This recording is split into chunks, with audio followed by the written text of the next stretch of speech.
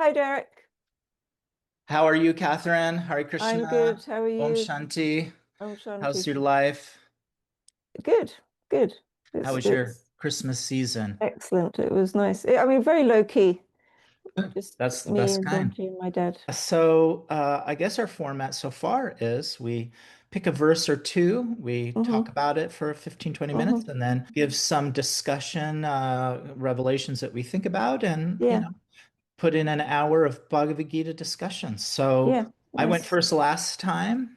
Maybe you want to go first this time. What do you have for us today? Sure. Although I kind of based mine on yours in a way, but maybe I'll just have a look at yours so I remind myself why I chose this one. You just Six. read yours out loud and then it'll twig why I chose mine. Well, I picked two verses. One of them is chapter 2, text 71, Mm-hmm. and then 1866. And I'll read them and then I'll explain why I picked those. But Mm-hmm. 271 is a person who has given up all desire for sense gratification, who Mm-hmm. lives free from desires, who has given up all sense of proprietorship and is devoid of false ego. He alone can attain real peace. Yeah, nice. And Hmm. then 1866, which was the first verse I ever committed to memory. Sarva dharma parityajya mam ekam saranam vraja aham tvam sarva papebhyo moksha shamimasuchaha. Mm-hmm. Krishna says, abandon all varieties of religion and just surrender unto me. I shall Hmm. deliver you from all sinful reaction. Do not fear. Perfect. Okay, yeah, nice. So I will share my screen so that people can see mine this week. So my verse that I've chosen this week is from chapter 4, verse 38, and it says, in this world there is nothing as purifying as knowledge. Mm, In due time, a person who's successful in yoga practice will find this knowledge within himself through himself alone. So I chose it because yours seemed to be um, about that relinquishing mhm. of desire and relinquishing of the sense of I or mine or the ego sense. Basically, yours is about surrendering that sense of ego. And Mhm. so that translation you just read, it's very much surrender to me. Krishna is saying surrender to me. And Mam ekam, yeah. Mam ekam, to yes, yeah, me only, yes, yeah. yes, yeah. And so I suppose when I saw those, I was thinking about how do we do that? Mm, Like, how do we surrender to Krishna? And of course, in the Gita, there are lots of different means. What I'm going to talk about here isn't the only means. Krishna kind of comes at it from different angles. But I suppose this is my path, is gyan really, is mm, knowledge, is using knowledge to come to knowledge. And mhm, so this verse says, in this world, there is nothing as purifying as knowledge. In mhm, due time, a person who's successful in yoga practice will find this knowledge within mhm, himself through himself alone. Yeah, so I think there's a sense that people can have, and there are verses in the Gita which talk about sin, or some translations use the word sin, or kind of a sense of impurity. And so, first of all, I think it's really helpful to be really clear about what it is that's being pointed to, because I think people who've been brought up in a kind of Christian religion kind of environment yeah. might have a sense that somehow they're sinful.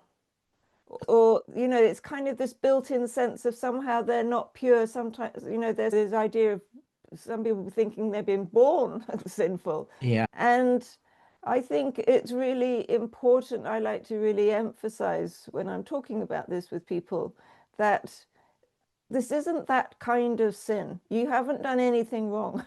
Mm, You're not bad in any way.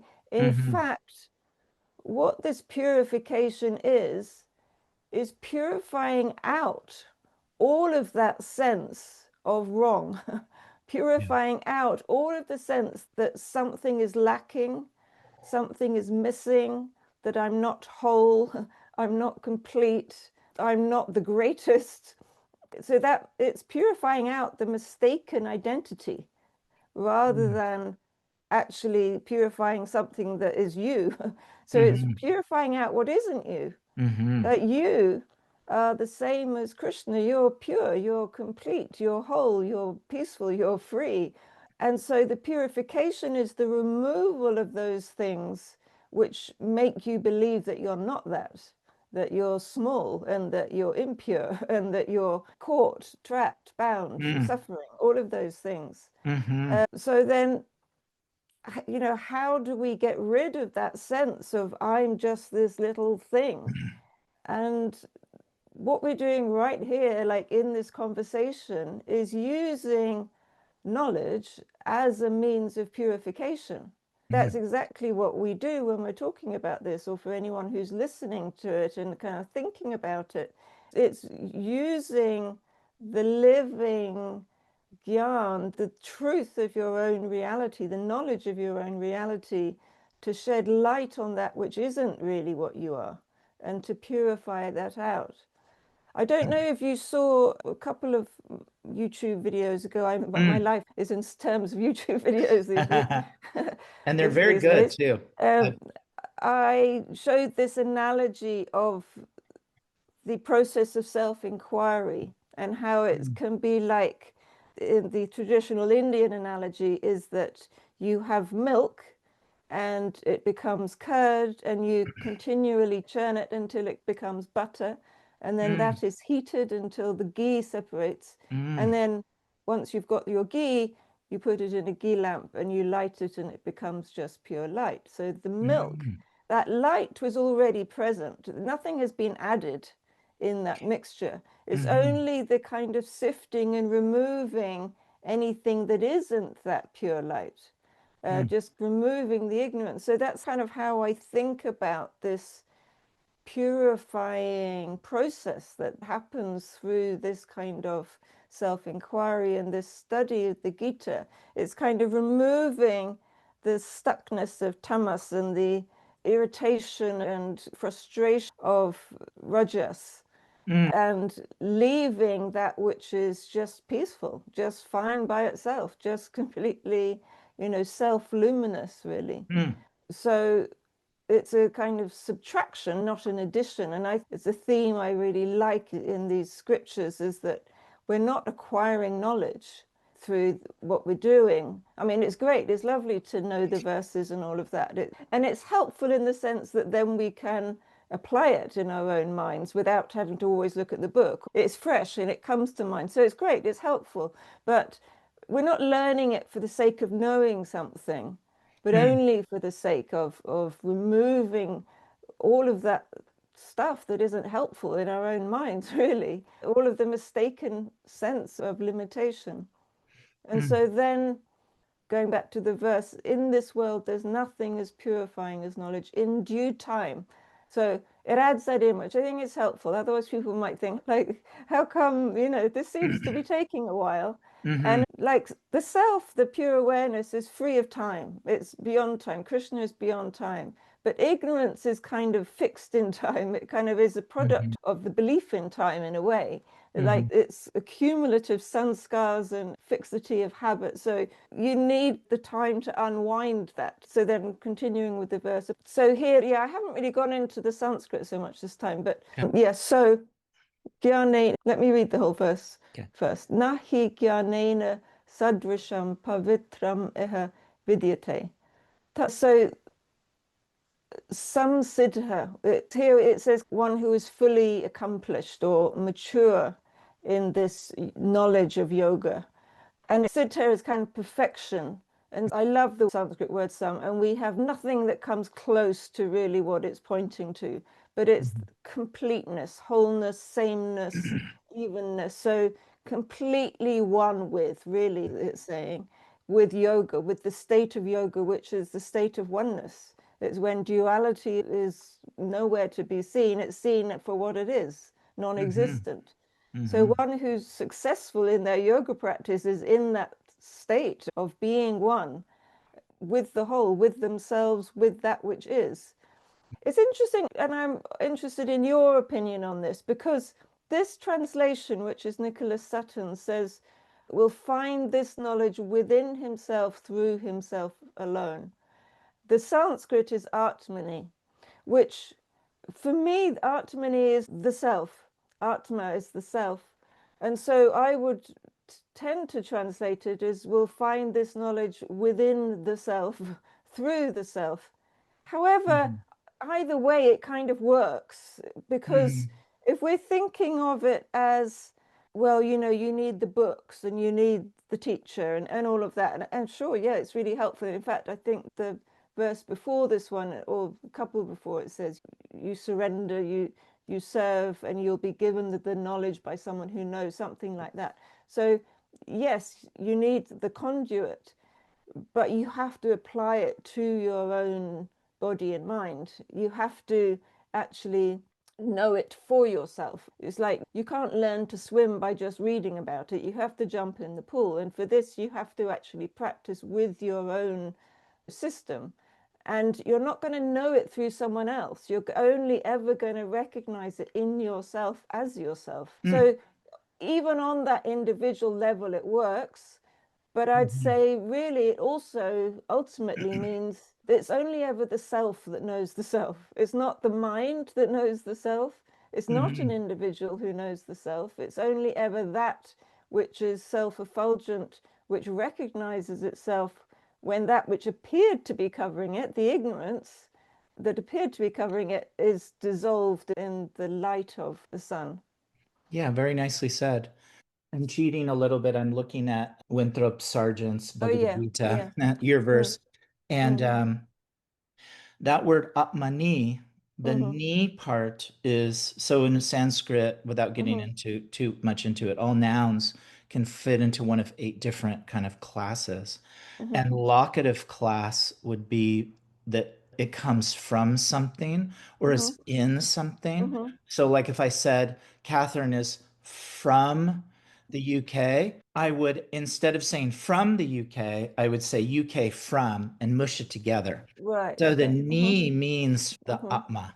hmm Yeah, and I suppose there's a whole conversation then about Atma. What is Atma? and Yeah. and really the way that I was taught myself by my teacher, by my guru, really was that Atma and the self is a one and the same. It's not an individual Atma. Ultimately, Mhm. Atma is one. So that's the way I think about it, through the ultimate self, because the ultimate self is what is, what really exists. Yeah, it's hard to know. That's some of the fun of the Gita. Krishna uses this word Atma a lot, and it can mean just the self, like the self that we call the soul. And it can also mean the whole person, like the mind and the senses and the body and the false ego and the soul and Mm-hmm. all of it. And so in this verse, I don't know, but Mm-hmm. it seems to be the same though, either way. Mm-hmm. Is Krishna Yeah. talking about the full self with all the mind and the senses and Mm-hmm. everything? Or is he talking about the actual self, which is Mm. non-different than Krishna's Brahman? I don't know. Mm-hmm. Yeah. So then in the next verse, he then says, when he has acquired this knowledge, he very soon attains supreme peace. Um, Uh-huh. so that is also connecting with yours, because it's when all of that which causes us to suffer is left aside, the peace is what remains. That's what's left. Um, Yeah. and it's like the ego mind can try and fix all of these things in our life to try and create satisfaction and happiness and contentment, all of those things. But it's really ultimately knowledge which kind of ends that entire project, because it just cuts right through. It shows you what you are. It shows you that that which you are is peace. Yeah, very well said. And it is a point to consider because knowledge in English is the same if you're referring to a spiritual understanding or book knowledge mm, or mm, just knowing something. mm, But we know that there's levels that bring you to the self, and that mm, the mind and the intelligence are levels that we would overcome. So if mm, knowledge is based in the mind and the intelligence, but we're to overcome that, mm. how could knowledge, which is based in the brain, Right. bring you Yeah, to that's a good self? point to bring up. Yeah. That when it says jnanena as knowledge, in the word for word, it says jnanena. That's the Sanskrit. So that gyan is self-knowledge, not knowledge of something, Yeah. but knowledge shining by itself as its own entity. And we could say, we could use a few words to create what gyan means, and we could use revelation, Revelation's understanding, nice. Yeah. Yeah. Yeah. experience, but from the self, like an awakening. Sometimes it's called a Buddha, like the hmm Buddha means to awaken. hmm Like if I hmm was to shake somebody, they would be Buddha-ing, waking. mm And so it's like that awakenness. So, so nice. Your verse mm. actually, and the one next to it, you basically said everything I was going to say. Oh no, I'm sorry. Sorry. Yeah. Yeah. So we're going to be basically reading a hmm similar verse, hmm and I'll share my screen.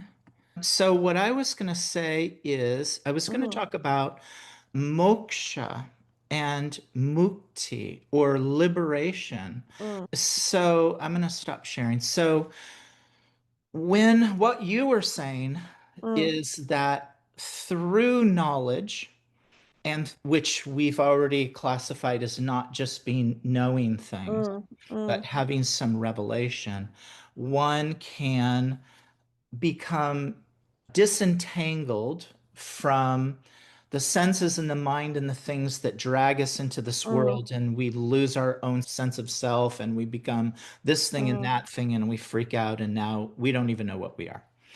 And so that to be disentangled, we could say the word liberation. Like if somebody gets out of prison and they're mm free, mm they're mm liberated from the prison, right? The mm shackles of that experience.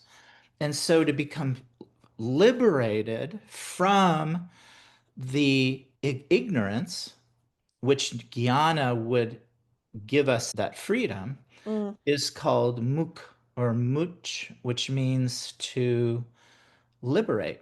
And so in English, we could say to liberate, liberating, liberation. And so we have a lot of different versions of the word to liberate. So in Sanskrit, it's the same. We have mukti, which mm we're probably pretty familiar with mukti. And we also have moksha.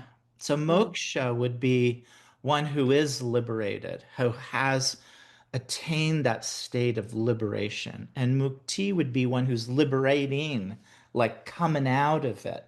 mm And so Krishna speaks about that disentanglement and saying two different things. One, the struggles that entanglement puts you in, that binding, that boundness, mm with all the trouble that it brings, mukti frees you from that. mm So you become freed from the negativity of that ignorance. mm There's an introductory mantra that sometimes we chant before we say the Bhagavad Gita, which is Om Agyana Timarandasya Gyananjana Shalakaya Chakshur Unmilitam Yena Tasmai Shri Gurave Namaha. And it means that my guru, who put a salve on my blind and closed eyes, has helped me open the eyes with jnana, knowledge. mm And so that blindness, that ignorance, when we're freeing from it, we start to feel the shackles of ignorance come off. So when it says, like what you were saying, there's no sin, there's no, you aren't born into some evil that's trying to get you. The loss of that trouble, the struggle the problems, that is what is called sin or papa. And so here, Krishna says, all varieties of dharma, give them up. Now, it doesn't necessarily mean, he's not saying don't do them. He's saying become detached from them, give them up. Mm. Mam ekam saranam vraja, and give yourself to me only. And so we can qualify that to being the self, the super self, whatever, however your understanding of the divine is, the divine self, the soul, the Atma, Mm-hmm. only. And by so, to you, all sins, and we can qualify that by saying troubles, anxieties, difficulties, complications that arise from that ignorance, you will be freed from them. Mm. Do not worry. Suchaha. Don't Mm-hmm. worry. Mm-hmm. Be happy. So one side of mukti or liberation is, oh, the troubles disperse, right? That's one side. The other side of it, like what you were saying, is that there's peace, Mm. shanti. And so I'm doing 270 and 71. I like these two verses, though I think that they should be switched, and I'll read it to you and tell you why. Mm-hmm. So this verse says, a person who has given up all desires for sense gratification, who lives freed from desires, who has given up all sense of proprietorship and devoid of false ego, he alone can attain real peace. So let's break that down. Giving up, just done with. Come on, like lust, but lust doesn't necessarily only mean like in a sexual way, and it could mean a desire or hankerings for the senses and the mind and trouble. Somebody Mm-hmm. cuts you off on the freeway. Now you're Mm-hmm. angry and you want to get Mm. revenge. That's Mm. Mm. also kama, right? These desires that bubble up. So one who's given up all desires like Mm-hmm. that person, Pumam, lives, and then these three words, which are beautifully put together. Ni sprisha. The senses don't bother them. Ni mama. The proprietorship doesn't bother them. Like they lose something, they get something, they're not disturbed by it. Mm. Near hankara. And this word ahang kara, which means false ego, breaking down means I am the doer. Aham, Mm. I am, kara, doing Mm. things. Mm. So to think that you're the doer of things is ahankara Yeah. or Nice. Yeah. false. That person who's nisprisha, nirmano, and near ahankara, sa shantim agachati. They go to peace. Mm. Nice. So one side of it, you're freeing yourself from the negativity of the anxiety and the Mm. attachment.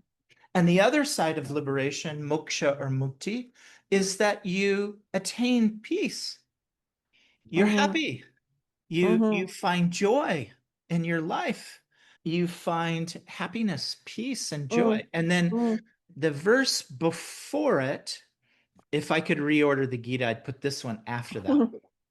It says, a person who is not disturbed by the incessant flow of desires.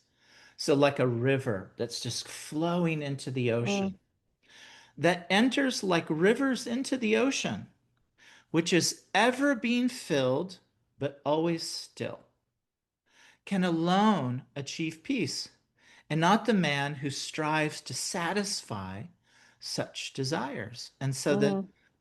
there's a lot of Sanskrit here, which we'll skip, but this part here says they get peace, but not the kama kami, the person who is working to try to satisfy all those things. So the river comes into the ocean, means here we are, and our mind is just going, our intelligence is just going, the senses are just going, the world is just going and going, going, going. But with jnana, we can step back and look at it and watch it. Like if I said to you, oh, look at that beautiful river, you would have to be outside the river to look at it. Yeah, to see it If you're flowing by. in it, you're all. Yeah, right. Yeah. So Very you're not. different. It's a very different predicament Yeah, being very in it. different.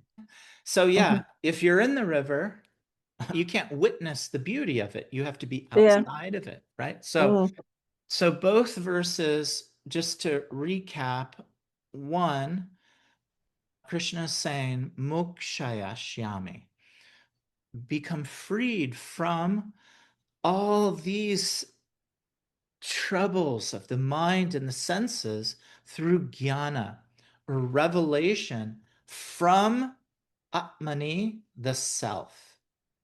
It's not coming from the outside in, it's coming from the inside out, right?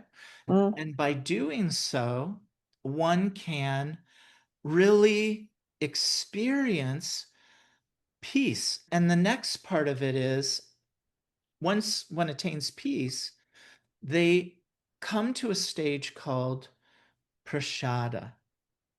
Sometimes food which is offered to Yeah, Krishna is called prasad, yeah. prasada. So the stage of peace, like you're now there, you made it, you've walked through the door. That's the stage of prasada, grace, happiness, joy, calmness.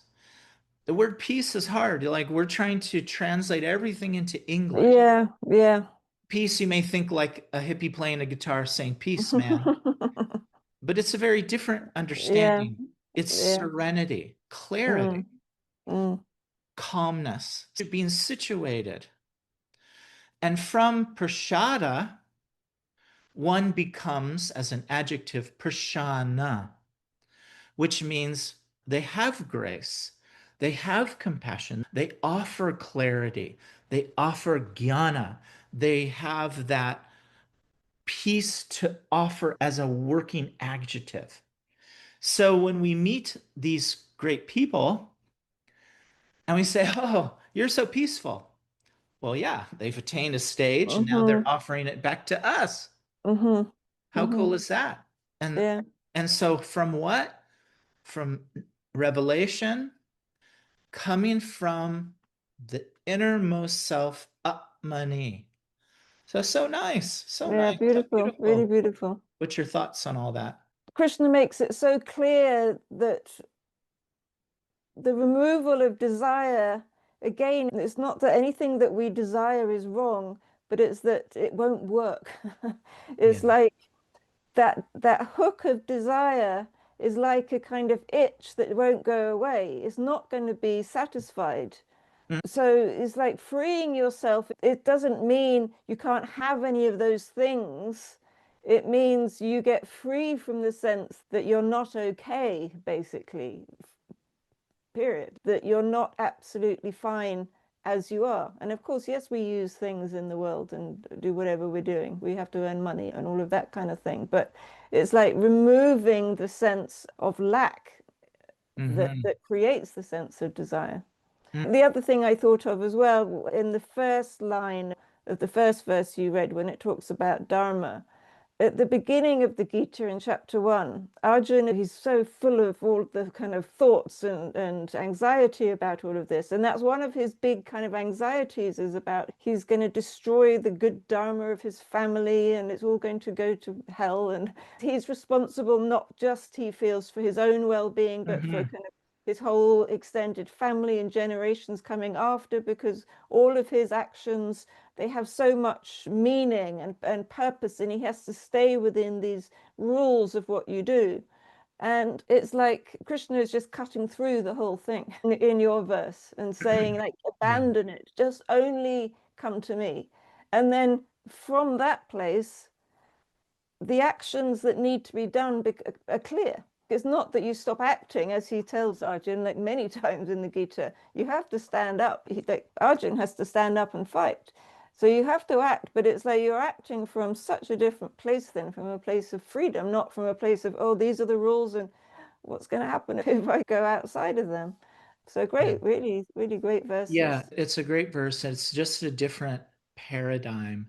In the previous podcast we did, I got in a little chat with somebody and we were talking about caste.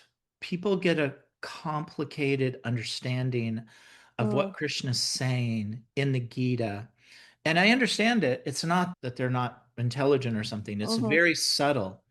But Krishna does tell Arjuna, go fight. Get up and go fight Yeah, because you're a warrior. So it makes yeah. you think, oh, well, Krishna is on the bodily platform and he should do it because of his caste. But the subtle understanding behind it all is that Krishna is saying, ultimately, you're not a warrior. You're not your dharma. You're not any of these things. Just as the mind is flowing into the ocean, you're not the river, you're the ocean. You're still. And so the caste would be the river, the self would be the ocean. So you can't change the nature of your body. It's like baked in. You know, it's like if I baked a Yeah, muffin and then now I'm going to take it and try to turn it into a yeah. hot dog bun. It's not going to work. It's a muffin. Mm, That's how it was baked. And so what Krishna is saying is step back, look at the self, be the self. And now, when you're engaged in your duties, when he's saying sarva dharma parityajya, give up all your dharma, it doesn't mean actually don't do it because he's telling no, Arjuna to no, fight. totally. Yeah, It means to do it, but from a different perspective. It's a difference between being in a prison or taking a tour of a prison. You're yeah. both in the prison, but Yes, one's a yes. prisoner and one's a That's tourist. that's a really nice analogy. Yeah, yeah. You're Some both in apparently the same place, but in such a different place. such a different place. Yeah, Like yeah. sometimes a governor, rare, but it happens, Mm-hmm, will pardon a death row inmate at prison. And mm-hmm, sometimes the governor will go down to the prison and meet with the death row inmate mm-hmm, in the prison. And so a foolish person may say, oh, the governor is like me. I'm on death row, they're on death row, we're both on mm-hmm, death row. But mm, they're both in the same place, but a completely different set of rules. The governor's rule set and laws that abound them are very different than the prisoner. And so, what Krishna is saying is, you're not going to be able to get freed from the body, but become the governor, not the prisoner. Change the rule set by becoming not a person who's trying to make every mind thing that comes in work out. Everything that comes in, you're trying to make it all work yeah, and yeah. you're going to be anxious over all the things. No, that's not going to work out for you. Yeah. Yeah. Yeah, take it from me. I've tried, it doesn't work. Yeah. Yeah. What's your thoughts on that? Yeah, I really like that analogy of the prison and how this is pointing to something that, like you say, what's actually being transformed is something subtle within us. And Mm-hmm. so people, they see the outside form, they see the body, they see what it's doing, what job they have, all of those kind of things. But all of this is talking about the transformation of something that isn't seen. It's the Mm-hmm. transformation of identity, really. It's Mm-hmm. the transformation of that which you think you are. And Mm-hmm. and that's the most powerful transformation possible. Mm-hmm. And when you really drop the sense that you're tied to this form, that you're tied to this individual, this entity that's going to come to an end, when that gets released, then all of that other sense gets released with it. That you were talking about, all of the sense of proprietorship and me and mine and my things and my Mhm. life and my job and all of Mhm. that kind of goes with it, because you see, actually, no, that I'm something so much vaster. I'm like the sky. Nothing can actually belong to me Mhm. or not belong to me. It is me. It's kind of the end of duality, really. When ultimately this peace arises, it's the end of duality. It's the end of the mind that creates a sense of separation and of suffering. Yeah, very nice. Imagine if you saw me and I was in tears and I was holding a picture of like a little boy, and you said, "What happened?" And I said, "I've lost my son. I don't know where he is. Mm-hmm, I'm looking all around." And it's a 5-year-old boy. And I'm in total anxiety. mm-hmm, And then my 20-year-old son comes out and says, "I'm right here." You said, "No, look, you're not, this is the boy. I'm looking for mm-hmm, my 5-year-old mm-hmm, son. You're not, no." And it's like, I've changed. This is me. No, mm-hmm, I'm attached to this. I want my 5-year-old son. You'd think, oh, you're having a psychotic episode because yeah. there's your son. It's transformed, Mm. as everything does transform. But the pain of this is we don't want to let it transform. Yes. Yeah. Change is such a hard thing to process, isn't it? Yeah. Oh my People God. are so afraid of change.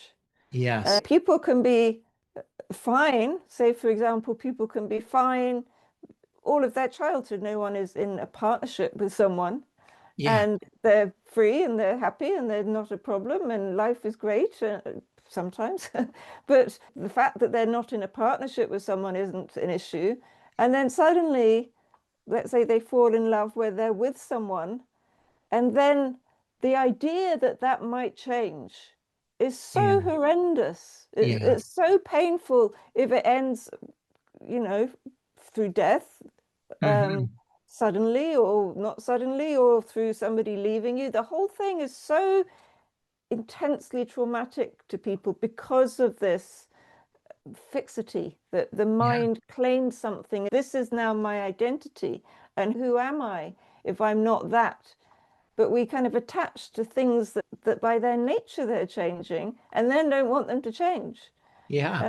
There's a bit of a faulty system, really, isn't Yeah, it is. It is. it? And in the very, very, very beginning of the Gita, like practically one of the first verses, Krishna says to Arjuna, because Arjuna's freaking out. He's Mm, crying. His bow, which he has a benediction, it would never leave his hand. He dropped it on the mm, ground and he sat down.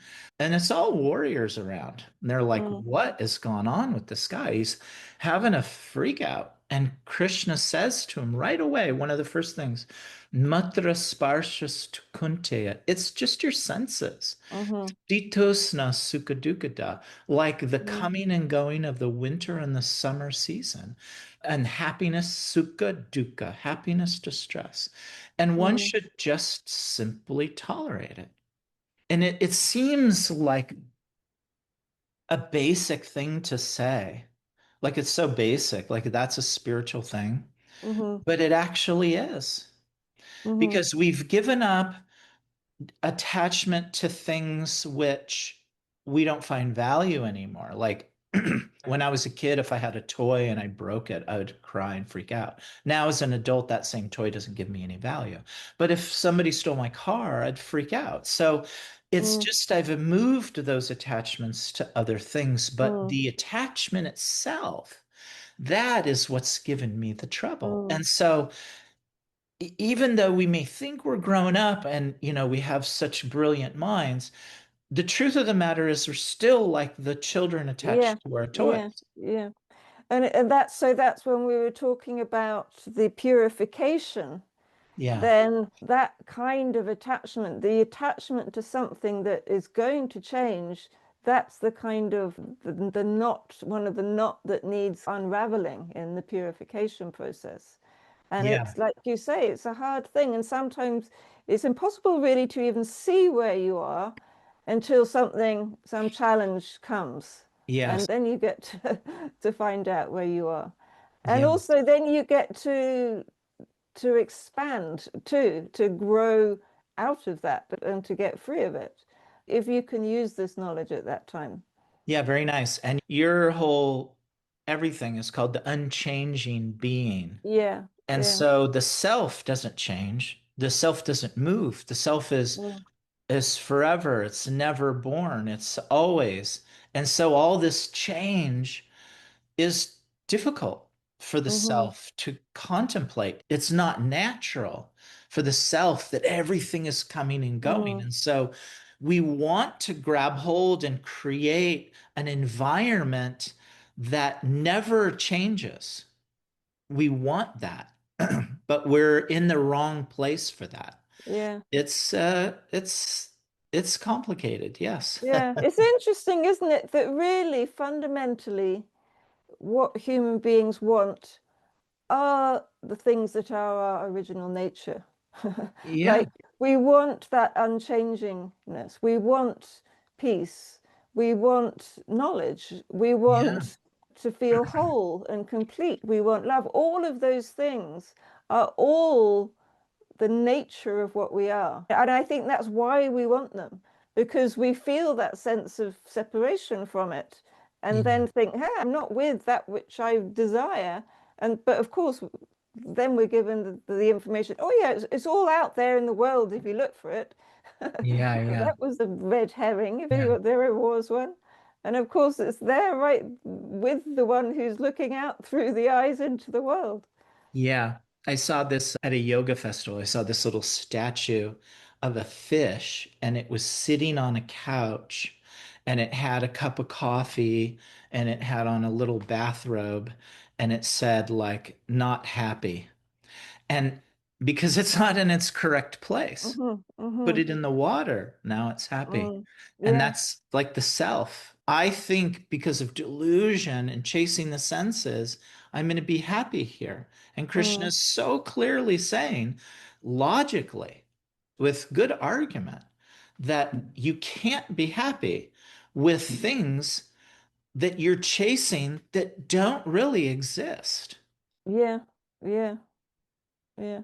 You And know? I think that also this brings us back to meditation, really, which is central in the Gita as well in chapter 6. And when we talk about gyan, that's the place also where we come to that gyan, because that's where you just discover what is it that doesn't change? What is that existence that is what I am? But it's doing it not through the mind, it's doing it through direct observation of reality, actually, in that. When we're not then convinced, we're not deluded by what the eyes are seeing and what the ears are hearing and all of that. When we can move ourselves away from that and see really then what's left, you get a chance for this to come to life. Yeah, very nice. Very beautiful. So fun. I can't get enough of the Gita. I I know, try, me neither. It was good. I look And at we've it got, every but there are day. 700 verses, so we can go through this for a while, right? Yeah. Yeah, very nice. Yeah, I don't know how many times I've looked at the Gita, but I always find something new and different, Mhm. some different perspective on something. It's just such a lovely text. I'm actually learning Sanskrit so I can read the Yeah, you said, Gita. oh yeah, I'm impressed. I'm Yeah, impressed. it's not easy. Who are you studying it with? Antonio Rupal. So there's a course online called the Yogic Studies Institute. Here's a good plug Hmm. for Oh, them. I think I've heard of that. Yeah. Mm. Yeah, and Antonio Rupal, who's a PhD in Hmm. Sanskrit, she's going to take you through the whole thing. So, Sanskrit 101, 102, 103, which I've completed. Hmm.